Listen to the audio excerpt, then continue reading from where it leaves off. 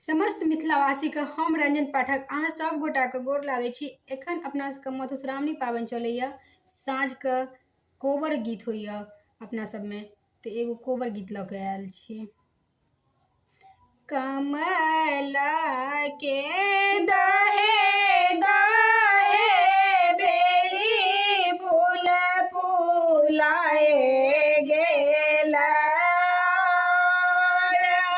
फूल चनार हे कमल के दहे दहे बेली फूल फूलाए गेला, फूल चनार से हो फूल तोड़ा गेला, रामचंद्र दुलालो बोधेराल छबे मास से हो फूल तोड़ा गेला, रामचंद्र दुलालो बोधेराल छबे मास हे घर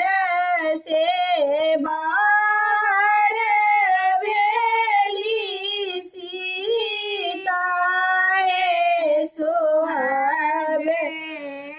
मोती जना झरनी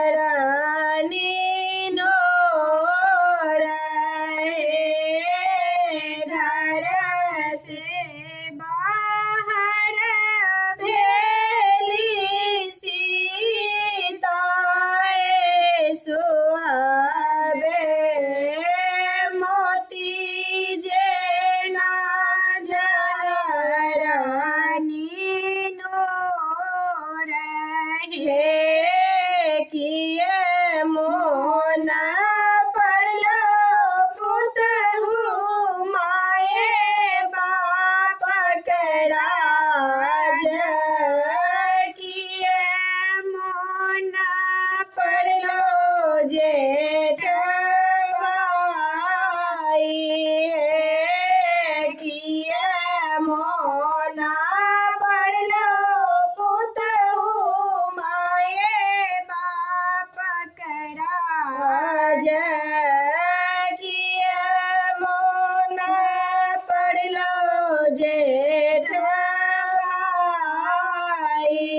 हे नाही मोना पड़लै सासु माए बाप कराज, नाही मोना पड़लै